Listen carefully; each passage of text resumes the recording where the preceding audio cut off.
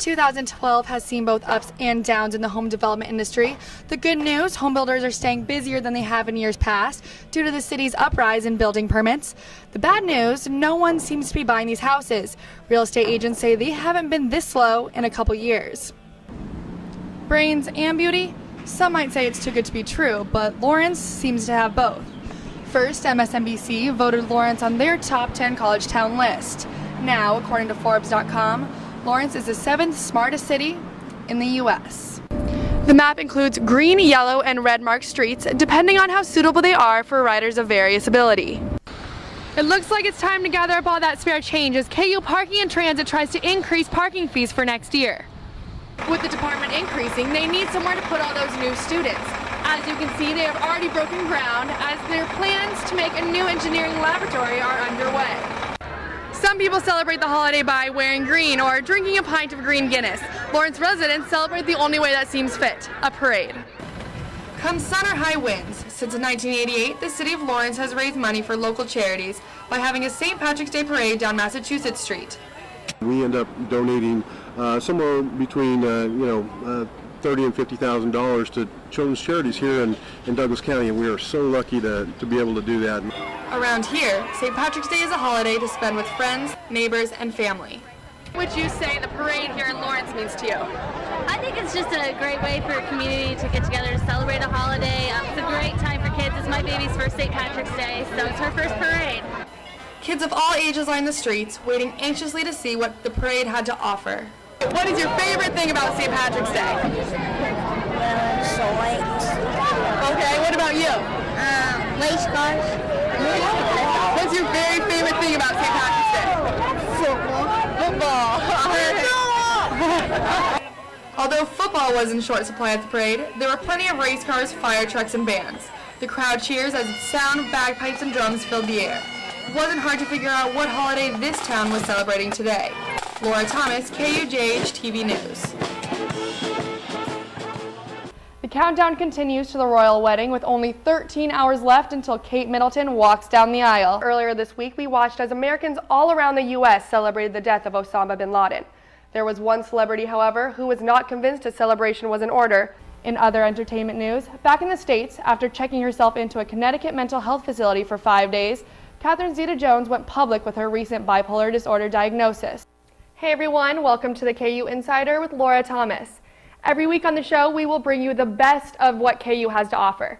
We will be highlighting an event or person each week, and today, given that it is our first show and Saturday is the first football game, we are bringing you everything game day. From the students' thoughts and plans for the day to the perspective of the coach and players, we will show you what goes into game day prep, including how the KU police force prepare for the big day. Well, his name is all over the news recently, especially with all the changes happening to the Big 12 Conference. He has been with KU for not even a year, but already he has his hands full as the new athletic director. So what exactly does his job entail? Join us today as we go inside the life of the new AD, Cheyenne Zinger. Last night at 7 p.m., the first tip-off in Allen Fieldhouse marked the beginning of the 2011-2012 KU men's basketball season. With an excuse to dress up, partake in numerous events around town, and when it's all said and done, go pumpkin smashing, there is no escaping Halloween in Lawrence. This week, join us as we go inside the haunting holiday, where we take a look at the ever-important task of choosing the costume, an event coming up on campus, even the inside scoop from a Lawrence paranormal investigator, and much, much more.